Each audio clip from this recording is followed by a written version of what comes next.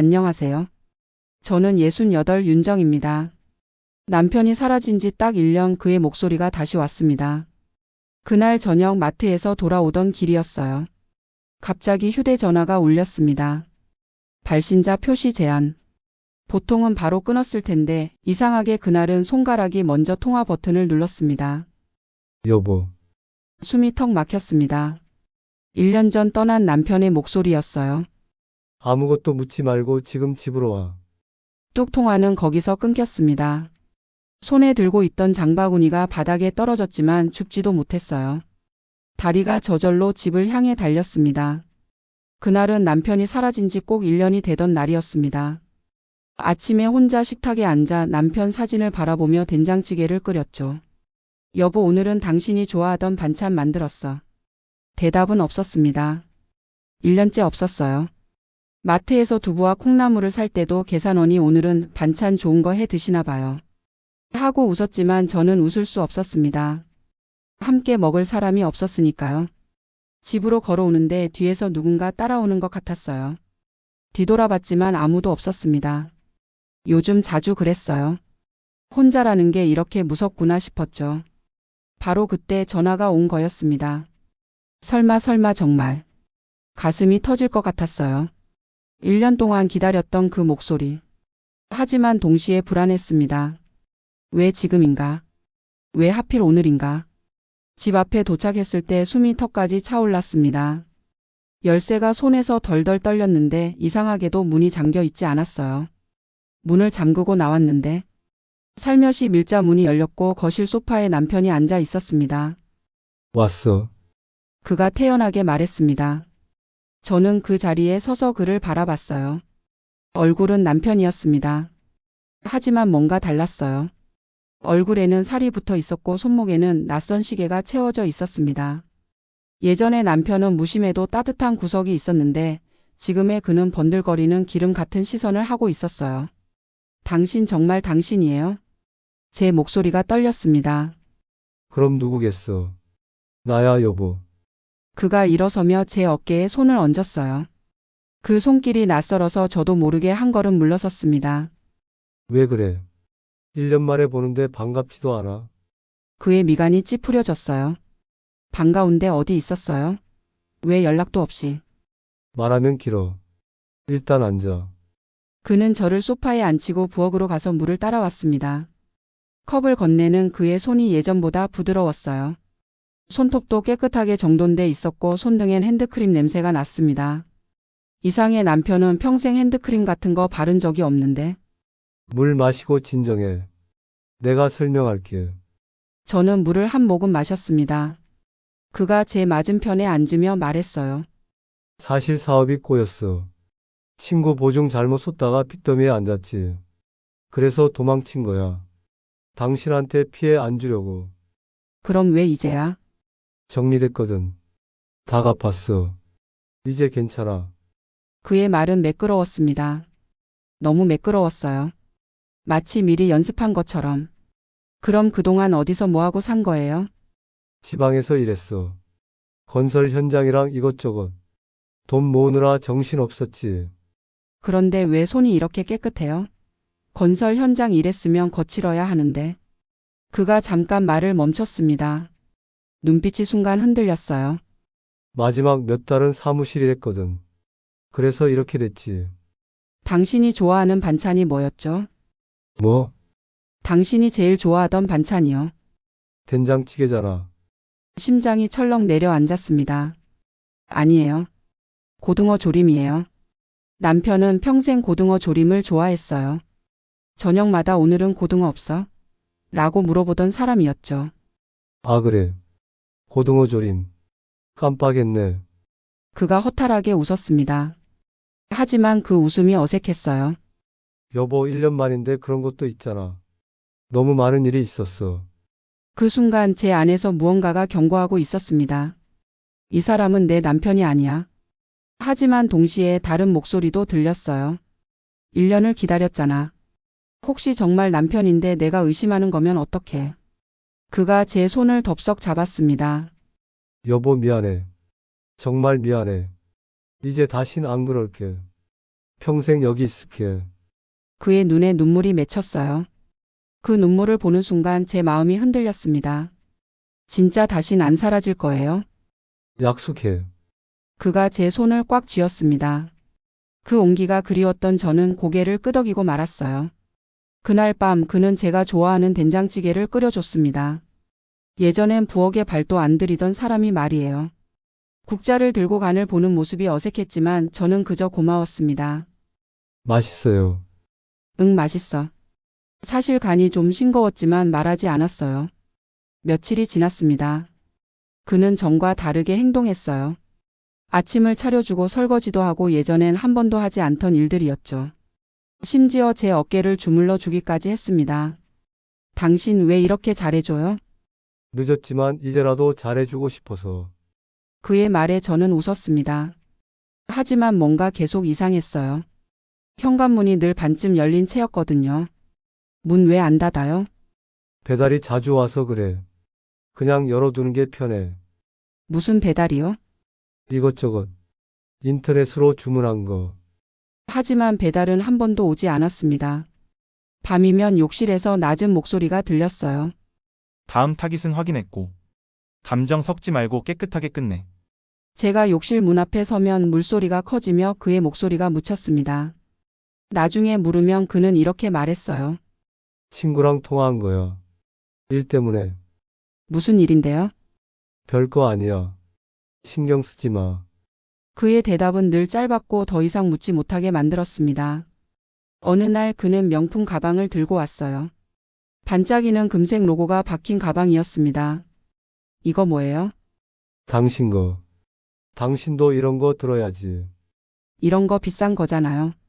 어떻게 산 거예요? 일 잘 돼서. 걱정 마. 이제 당신 고생 안 시킬 거야. 그가 제 손에 가방을 쥐어줬습니다. 가방은 무거웠어요. 포장지 냄새가 낯설고 그 무게가 어쩐지 저를 묶는 족쇄처럼 느껴졌습니다. 고마워요. 그런데 당신 정말 괜찮은 거예요? 여보, 나만 믿어. 다 잘 될 거야. 그 말에 저는 더 이상 묻지 못했습니다. 며칠이 더 지났습니다. 그는 점점 조급해 보였어요. 밤마다 휴대전화를 들여다보며 뭔가를 확인했고 새벽에 몰래 나가는 날도 있었습니다.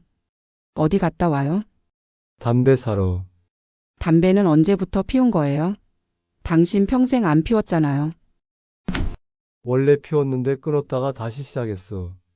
아니었습니다. 남편은 담배 냄새만 맡아도 기침하던 사람이었어요. 그날 밤 그가 술에 취한 얼굴로 집에 돌아왔습니다. 비틀거리며 현관문을 열고 들어와 저를 보더니 무릎을 꿇었어요. 여보, 왜 그래요? 무슨 일 있어요? 친구가 오늘 밤 무너진대.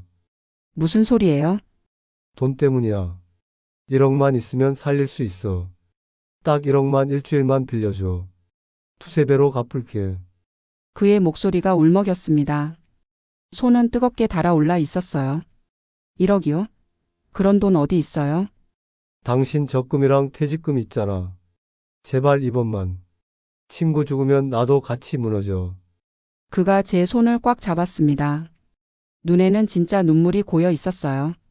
저는 그 눈물을 보며 망설였습니다. 진짜 남편이라면 외면할 수 없다는 마음. 그리고 혹시 이 돈으로 정말 다시 함께 살 수 있을 거란 희망. 정말 일주일이면 돼요? 응. 약속해. 꼭 갚을게. 다음 날 아침 저는 은행으로 갔습니다. 적금을 해지하고 퇴직금을 인출했어요. 창구 직원이 걱정스러운 얼굴로 물었습니다. 고객님, 이렇게 한꺼번에 인출하시면? 혹시 사기 아니신가요? 요즘 보이스피싱이 많아서요? 아니에요. 남편이 필요하다고 해서요. 그래도 한 번 더 확인해 보세요. 가족한테도 꼭. 괜찮아요. 제 남편이에요. 저는 돈을 봉투에 담아 집으로 돌아왔습니다. 남편은 거실에서 기다리고 있었어요. 봉투를 건네는 순간 그의 얼굴에 짧고 낯선 표정이 스쳤습니다. 고마움이 아니라 목표를 달성한 안도감이었습니다. 고마워, 여보. 진짜 고마워. 그가 봉투를 받아들고 재빨리 가방에 넣었어요. 언제 돌아와요? 저녁에. 기다려.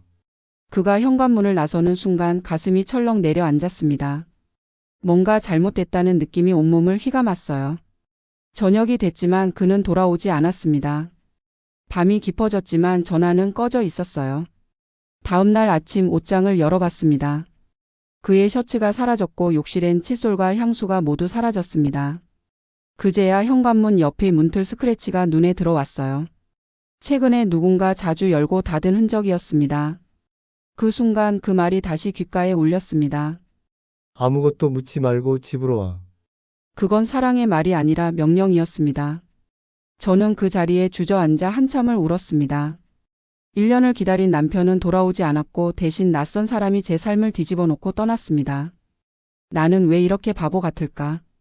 눈물이 멈추지 않았어요. 혼자 집에 앉아 있자니 세상에서 저 혼자만 남은 것 같았습니다. 이제 어떡하지? 돈도 없고 남편도 없고 믿을 사람도 없고. 그날 밤 저는 옷장을 정리하기 시작했어요. 그가 남긴 옷들을 하나씩 꺼내는데 회색 양복 안주머니에서 뭔가 손에 잡혔습니다. 작은 USB였어요. 가슴이 쿵 내려앉았습니다. 이게 뭐지? 떨리는 손으로 USB를 들고 컴퓨터 앞에 앉았습니다. 이 안에 뭐가 들어있을까? 무서웠지만 알아야 했어요. 컴퓨터를 켜고 USB를 꽂았습니다. 화면이 깜빡이더니 여러 개의 파일이 나타났습니다. 그중 하나를 클릭하자 글자가 또렷하게 떠올랐어요. 아무것도 묻지 말고 지금 집으로 와. 두렵지? 내가 옆에 있어.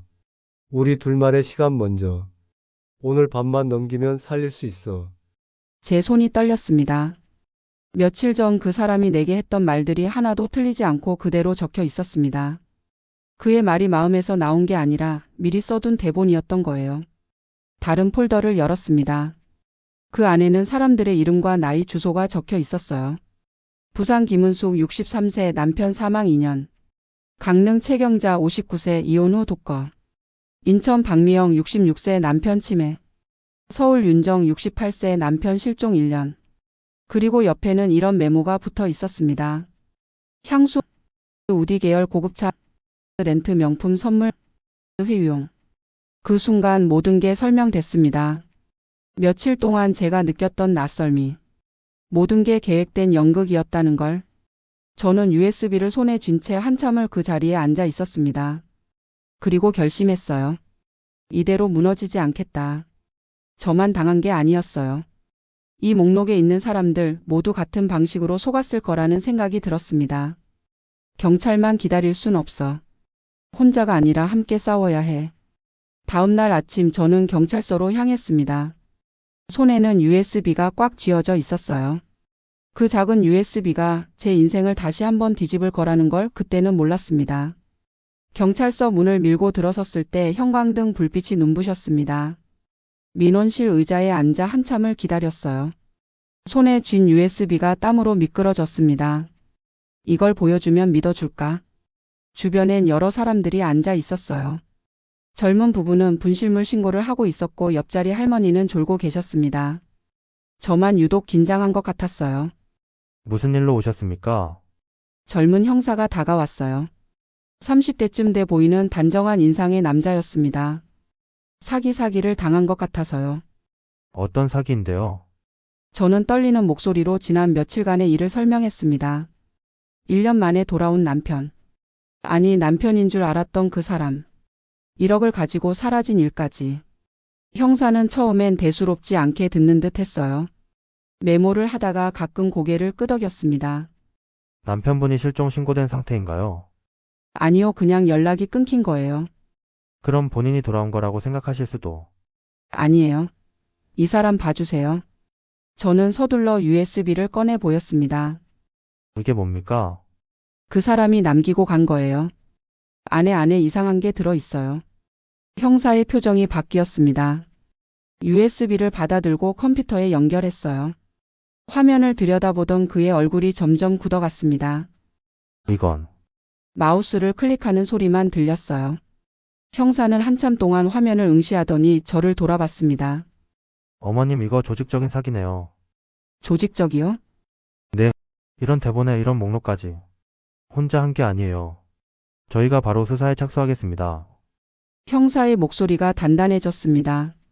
그럼 돈은 찾을 수 있어요? 형사는 잠시 말을 멈췄습니다. 최선을 다하겠습니다. 하지만 솔직히 말씀드리면 이런 경우 돈 회수는 어렵습니다. 가슴이 철렁 내려앉았어요. 그럼 제 돈은? 일단 수사 진행하면서 추적해 보겠습니다. 며칠 안에 다시 연락드릴게요. 저는 고개를 끄덕이고 경찰서를 나섰습니다. 밖은 여전히 밝았지만 제 마음은 어두웠어요. 돈은 못 찾는다는 거잖아. 집으로 돌아오는 길 다리에 힘이 하나도 없었습니다. 버스 안에서 창밖을 보는데 사람들이 모두 행복해 보였어요. 저만 세상에서 혼자인 것 같았습니다. 집에 도착해 현관문을 여는데 손이 떨렸어요. 불을 켜자 집은 이상하리만치 조용했습니다. 그가 남긴 향수 냄새가 아직 공기 속에 떠 있었어요. 소파에 앉아 한참을 멍하니 있었습니다. 벽시계 소리만 또각또각 들렸어요. 이제 어떡하지? 그날 밤 저는 잠을 이루지 못하고 컴퓨터 앞에 앉았습니다. USB를 다시 꽂고 파일들을 하나씩 열어봤어요. 대본 파일만 있는 게 아니었습니다. 사람들의 이름, 나이, 주소가 적힌 목록이 있었어요. 부산 김은숙 63세 남편 사망 2년. 생명보험금 8천. 강릉 최경자 59세 이혼 후 독거. 퇴직금 5천. 인천 박미영 66세 남편 치매. 부동산 매각 예정 1억 2천. 서울 윤정 68세 남편 실종 1년. 적금 퇴직금 1억. 그리고 각 이름 옆에는 전화번호와 메모가 붙어 있었습니다. 접근법 죽은 남편 목소리 핵심 문장 아무것도 묻지 말고 취약점 외로움. 숨이 막혔습니다. 저만 당한 게 아니었어요. 이 사람들 모두 저와 같은 상처를 가진 사람들이었습니다. 이 사람들도 다 속았겠구나. 목록을 보는데 가슴이 무너져 내렸어요. 우리는 모두 외로웠고 모두 그리운 사람을 기다리고 있었고 모두 그 한 문장에 무너졌던 겁니다.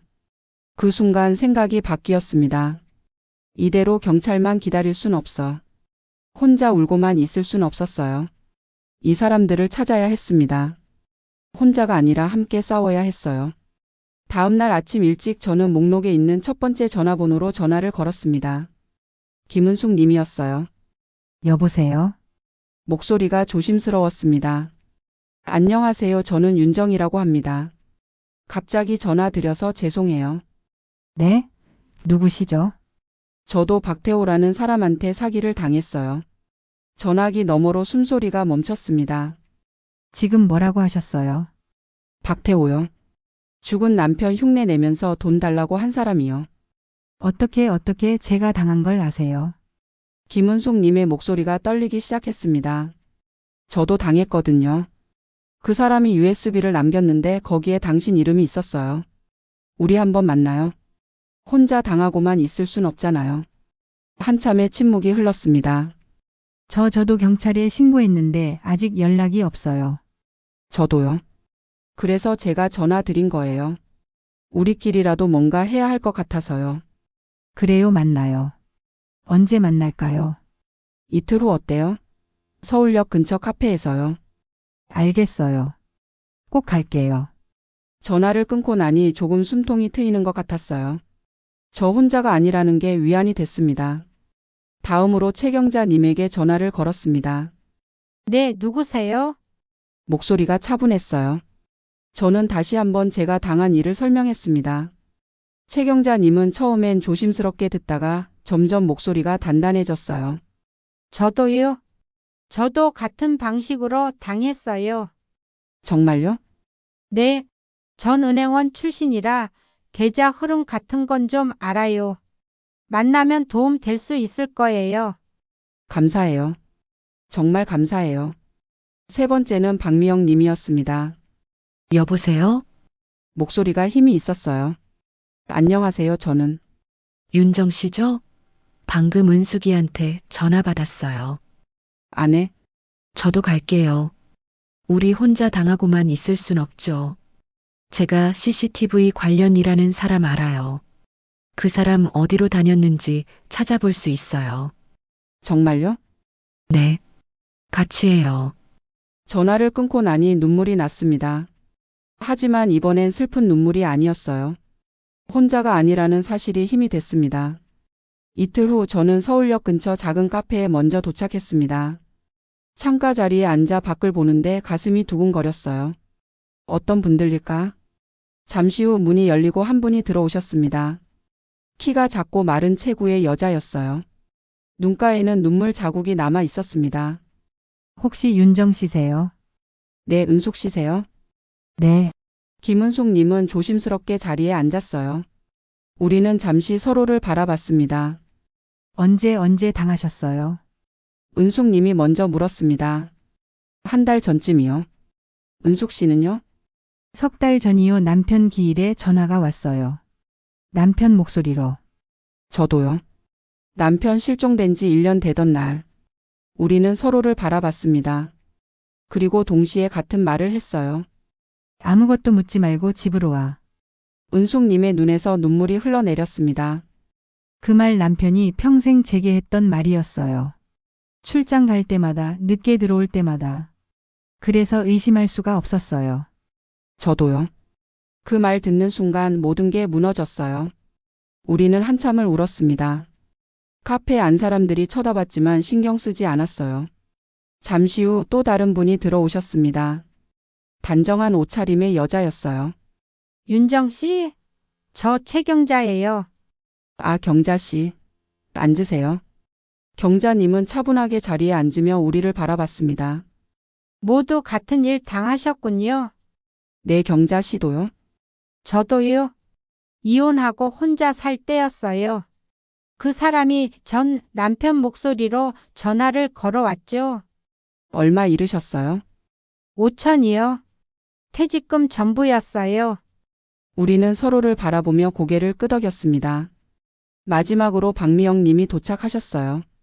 가장 나이가 많아 보였지만 목소리는 단단했습니다. 다들 오셨네요. 저 박미영이에요. 앉으세요, 미영 씨. 미영 님이 자리에 앉자 우리는 낡은 테이블 위에 각자가 가져온 자료들을 펼쳐 놓았습니다. 저는 USB에서 출력한 대본과 목록표를 꺼냈어요. 은숙 님은 그 사람이 보낸 문자 메시지들을, 경자 님은 계좌 이체 내역을, 미영 님은 경찰 신고 접수증을 꺼냈습니다. 모두 한동안 아무 말도 하지 못했어요. 같은 문장, 같은 수법, 같은 눈빛에 속았던 사람들이었습니다. 그 사람 지금도 어디선가 누군가를 속이고 있을 거예요. 제가 먼저 말했습니다. 맞아요. 경찰이 잡을 때까지 기다릴 수만은 없어요. 경자님이 고개를 끄덕였습니다. 우리 손으로 끝내요. 미영님이 단호하게 말했습니다. 어떡해요? 우리가 뭘 할 수 있을까요? 은숙님이 불안한 목소리로 물었습니다. 할 수 있어요. 제가 USB를 테이블 위에 올려놓았습니다. 이 안에 모든 게 있어요. 대본도 목록도 수법도. 이걸로 역함정을 놓는 거예요. 역함정이요? 네. 그 사람이 우리를 속인 방식 그대로 우리가 그 사람을 유인하는 거죠. 경자님이 팔짱을 끼며 생각에 잠겼어요. 나쁘지 않네요.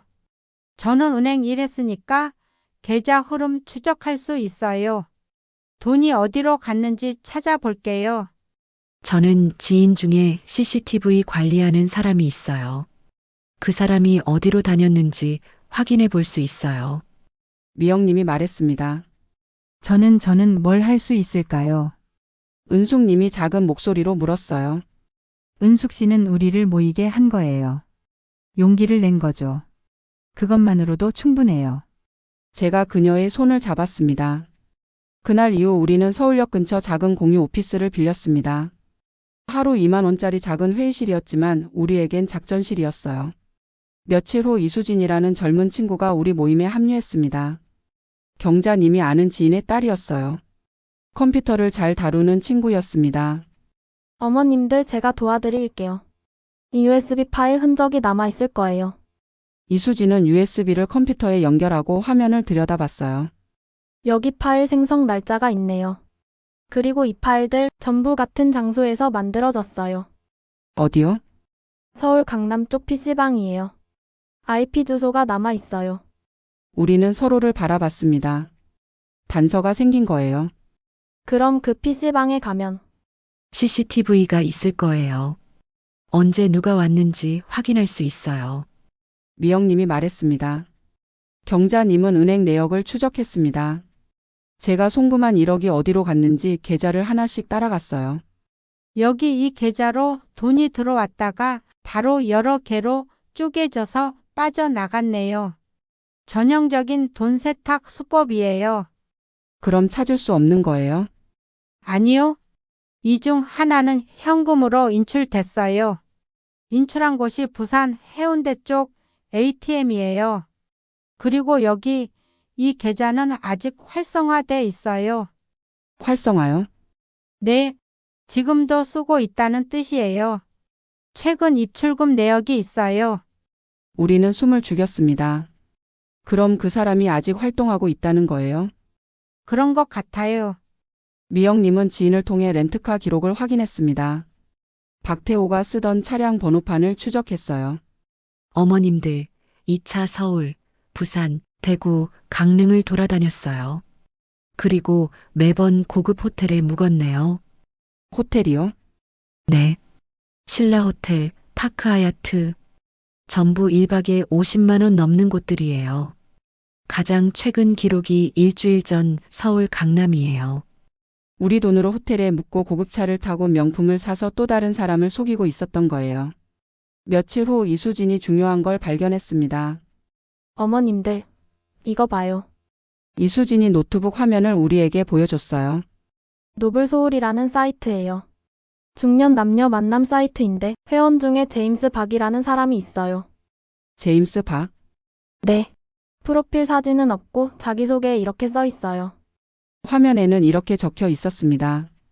상처를 아는 사람만 알아보는 문장이 있습니다. 아무것도 묻지 말고 제 이야기를 들어주세요. 심장이 멈추는 줄 알았습니다. 그 문장 바로 그 문장이에요. 은숙님이 소리쳤어요. 그리고 여기 최근 접속 기록 봐요. 어젯밤 11시에 접속했어요. 지금도 활동 중이에요. 우리는 서로를 바라봤습니다. 그 사람이 아직도 누군가를 노리고 있다는 뜻이었어요. 이제 어떻게 하죠? 은숙님이 떨리는 목소리로 물었습니다. 역함정을 놓는 거예요. 제가 말했습니다. 그가 좋아할 만한 여자를 만들어서 그를 유인하는 거죠. 누가요? 우리 중에 누가 그런 걸? 그때 회의실 문이 열렸습니다. 한 여자가 들어왔어요. 제가 할게요. 우리는 모두 그녀를 돌아봤습니다. 저는 오지연이라고 해요. 저도 그 사람한테 당했어요. 지연님은 침착한 얼굴로 우리 앞에 섰습니다. 눈빛이 단단했어요. 언제요? 6개월 전이요. 그 사람 목소리, 눈빛, 수법 다 알아요. 제가 미끼 역할 할게요. 위험해요. 혹시 알아보면.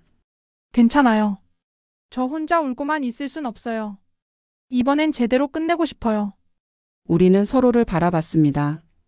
그리고 고개를 끄덕였어요. 작전은 이랬습니다. 지연님이 노블 소울의 앨리스라는 이름으로 가입해요. 설정은 해외에서 돌아온 50대 상속녀. 경자님이 투자 관련 서류를 꾸미고 이수진이 호텔 방에 초소형 카메라와 녹음기를 설치하기로 했습니다. 어머님, 이 브로치에 작은 송신기를 달았어요. 위험하면 바로 이 버튼 누르세요. 이수진이 지연님의 옷깃에 작은 브로치를 달아줬어요. 그럼 우리가 바로 들어갈 수 있어요. 그리고 경찰도 대기시킬게요. 고마워요, 수진아. 며칠 후 앨리스 계정이 등록됐습니다. 프로필 사진은 지연님의 뒷모습. 자기소개에는 이렇게 적었어요. 상처 입은 영혼을 이해합니다. 진심만 원합니다. 우리는 회의실에 모여 앉아 노트북 화면만 응시했어요. 아무 일도 일어나지 않았습니다. 1시간이 지났어요. 2시간이 지났어요. 혹시 안 걸리는 거 아니에요? 은숙님이 불안한 목소리로 물었습니다. 조금 더 기다려봐요. 그때 알림음이 울렸습니다. 왔어요. 메시지 왔어요. 이수진이 소리쳤어요. 발신자는 제임스 박. 우리는 숨을 죽이고 화면을 봤습니다.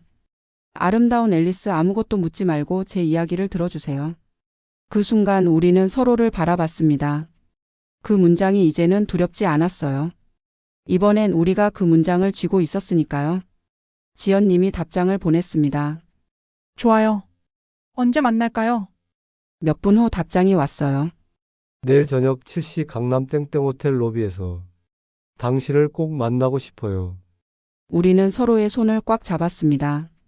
드디어 그를 만날 수 있게 된 거예요. 준비됐어요? 제가 지연님에게 물었습니다. 네. 끝까지 가요. 지연님이 고개를 끄덕였습니다. 하지만 그날 밤 저는 잠을 이루지 못했어요. 불안했습니다. 혹시 작전이 실패하면 어떡하지? 혹시 지연님이 다치면?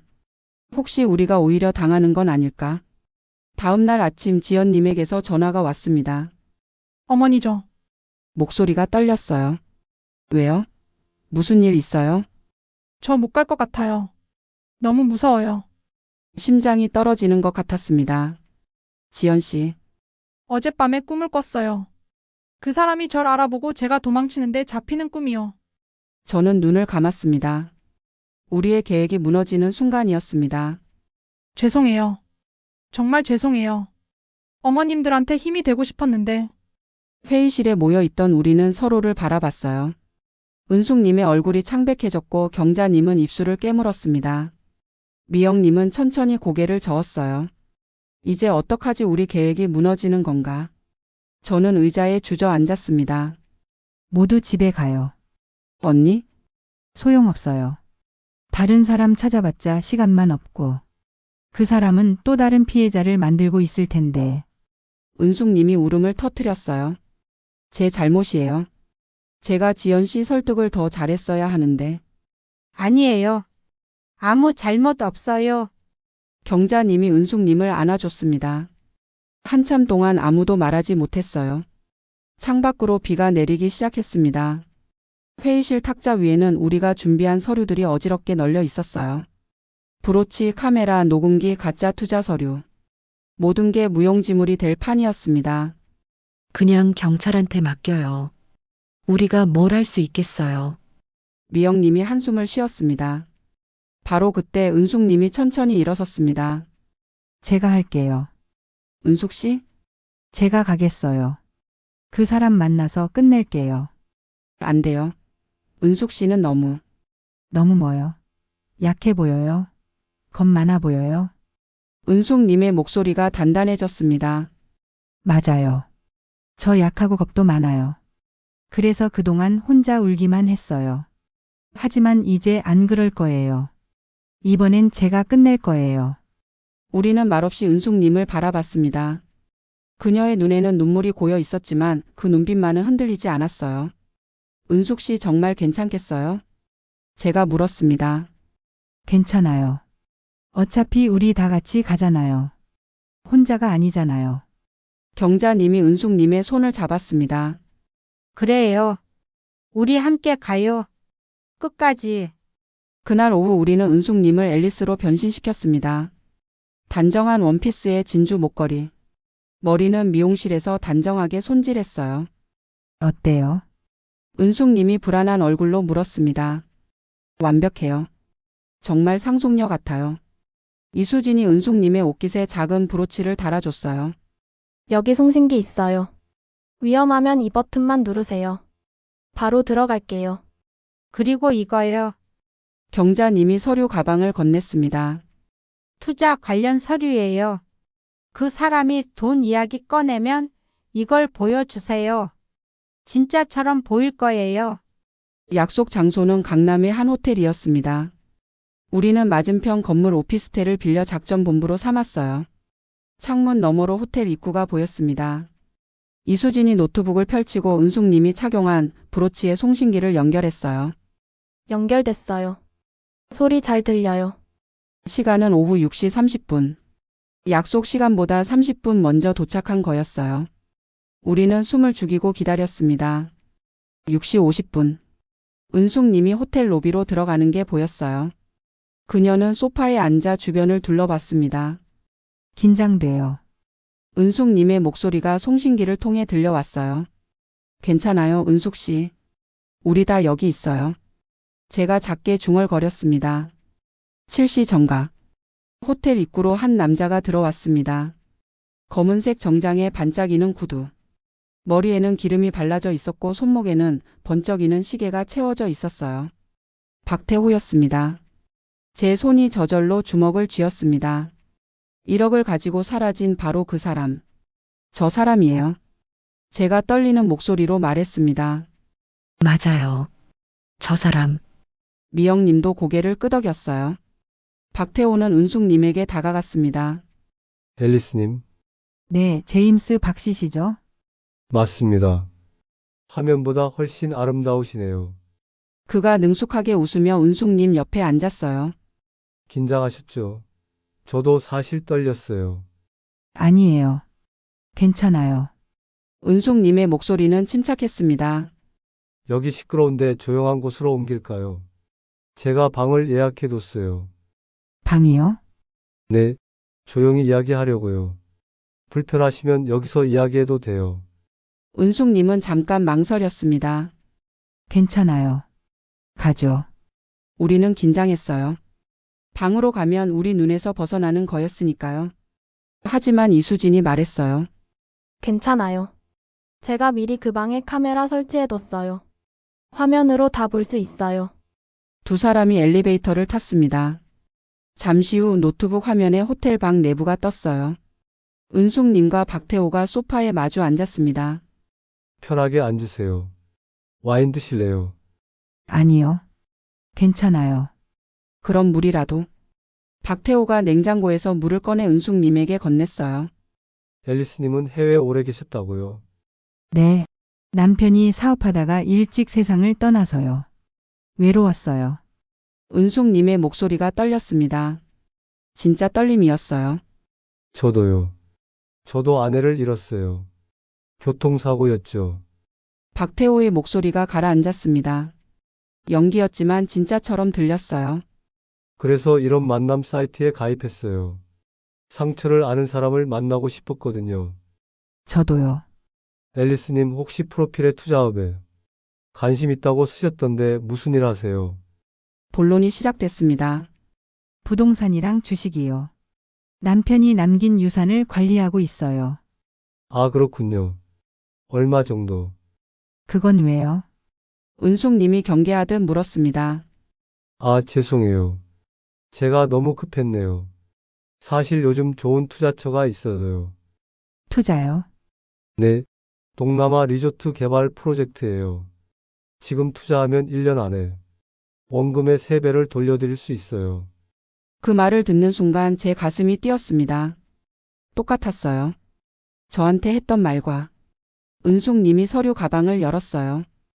혹시 이런 서류 보여주실 수 있어요? 물론이죠. 여기 있어요.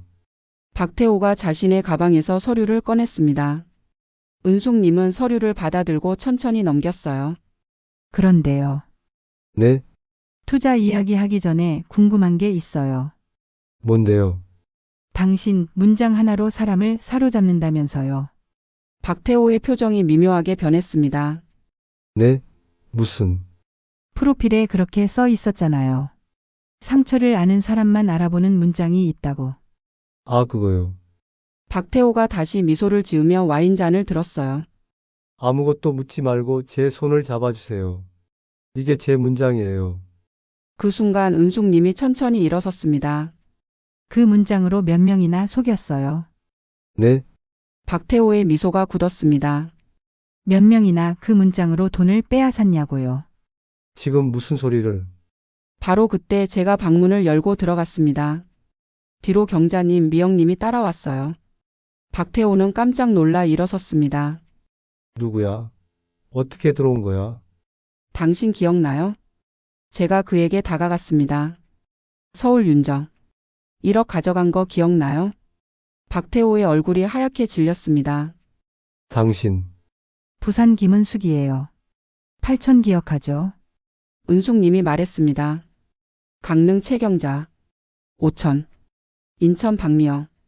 아직 돈 못 빼앗아 가서 아쉬웠죠? 박태호는 뒷걸음질 쳤어요.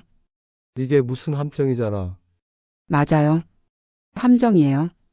제가 USB를 꺼내 들었습니다. 당신이 남기고 간 거예요. 대본이랑 목록 전부 여기 있어요. 그건, 그리고 경찰도 와 있어요.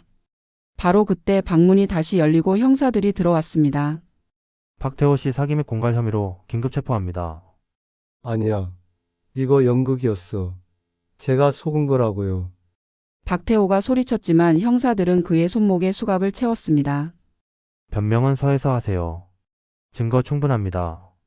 박태호가 끌려나가기 전 저는 그의 앞을 막아섰습니다. 당신이 했던 말 기억해요? 뭐? 아무것도 묻지 말고 집으로 와. 박태호의 얼굴이 일그러졌습니다.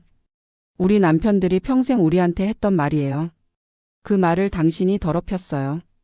죄송. 우리 남편들이 평생 우리한테 했던 말이에요.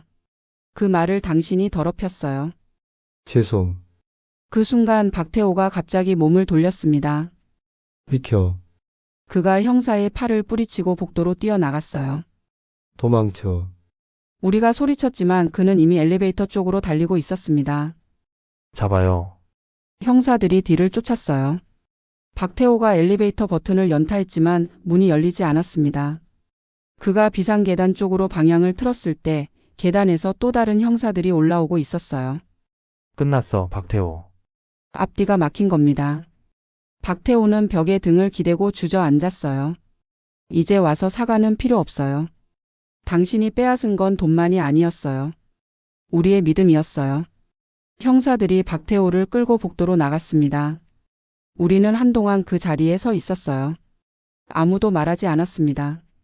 은숙님의 눈에서 눈물이 흘러내렸습니다. 끝났네요. 네, 끝났어요. 제가 그녀를 안아줬습니다. 우리는 모두 울었어요. 슬픔의 눈물이 아니라 해방의 눈물이었습니다. 며칠 후 경찰서에서 연락이 왔습니다. 어머님 박태호 조사 결과 나왔습니다. 네, 말씀하세요. 전국에서 총 23명의 피해자가 추가로 확인됐습니다. 피해 금액만 총 15억이 넘어요. 15억이요. 그리고 돈 추적 중인데 일부는 회수 가능할 것 같습니다. 정말요?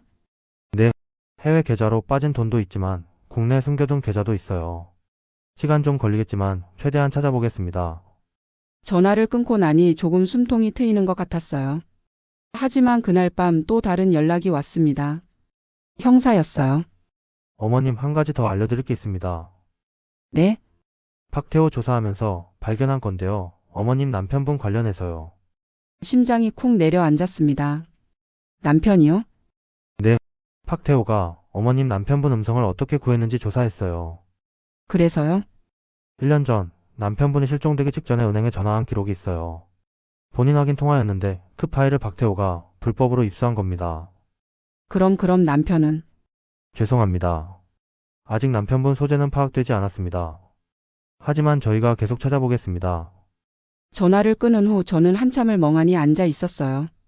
남편은 어디 있을까? 살아 있을까? 아니면. 하지만 이상하게도 예전처럼 무너지지 않았습니다. 이제 저는 혼자가 아니었으니까요. 그 후로 우리는 흩어지지 않았습니다. 마음대라는 작은 모임을 만들었죠. 비슷한 일을 겪은 사람들을 돕고 사기 예방 문구를 직접 써서 동사무소와 복지관 게시판에 붙였습니다.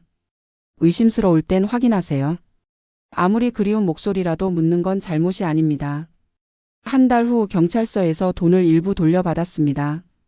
제 1억 중에서 4천만 원이었어요. 전부는 아니었지만 그래도 희망이 생겼습니다. 봄이 왔습니다. 현관문 앞에 섰을 때 저는 새 도어락을 달았어요. 문 위엔 작은 액자를 걸었습니다. 아무것도 묻지 말고 이제는 물어라, 확인하라, 기다려라. 초인종이 울렸습니다. 언니, 우리 왔어요. 문을 열자 은숙님, 경자님, 미영님이 들어왔습니다. 손에는 음식이 가득 담긴 봉투를 들고 있었어요. 오늘 뭐 해 먹을까요? 고등어 조림. 우리는 동시에 소리쳤고 함께 웃었습니다. 주방에서 생선을 손질하는데 은숙님이 물었어요. 언니, 남편분 소식은 아직이에요. 응. 아직. 힘들지 않아요. 가끔은. 그런데 이제 괜찮아. 당신들이 있잖아. 경자님이 제 어깨를 두드렸습니다. 우리가 가족이에요. 피로 맺어진 건 아니지만 더 강한 걸로 맺어졌죠. 뭘로요? 상처요. 그리고 용기. 식탁에 둘러앉아 밥을 먹는데 따뜻한 냄새가 집안에 퍼졌습니다. 저는 빈 의자를 바라봤어요. 남편이 앉아 있던 자리. 예전엔 그 빈자리가 슬펐는데 이제는 달랐습니다. 그 자리 옆에 새로운 사람들이 앉아 있었으니까요. 잘 먹겠습니다. 우리는 함께 손을 모았습니다. 창밖으로 봄바람이 불어왔어요. 커튼이 하늘거리고 햇살이 식탁 위로 쏟아졌습니다. 저는 조용히 중얼거렸습니다. 여보 보이죠? 그 문장으로 나를 무너뜨렸던 세상을 이젠 내가 그 문장으로 다시 세웠어요. 혼자가 아니라 함께. 은숙님이 제 손을 잡았습니다. 언니, 무슨 말해요? 아무것도 아니야. 그냥 고마워. 저야말로 고마워요. 언니가 아니었으면 전 아직도 혼자 울고 있었을 거예요. 우리는 웃으며 밥을 먹었습니다. 그날 저녁 모두가 돌아간 후 저는 혼자 남편 사진 앞에 앉았어요. 여보 어디 있어요? 살아 있으면 연락 좀 해요. 아니면 편히 쉬고 있어요? 대답은 없었습니다. 하지만 이제 괜찮았어요. 대답이 없어도 저는 살아갈 수 있었으니까요. 혼자가 아니라 함께였으니까요. 저는 사진을 쓰다듬으며 미소 지었습니다. 고마웠어요, 여보. 당신과의 시간도 당신이 남긴 그 문장도. 그게 저를 여기까지 데려왔어요. 창밖으로 별이 보였습니다. 저는 창문을 열고 밤바람을 맞았어요. 차갑지 않았습니다. 따뜻했어요.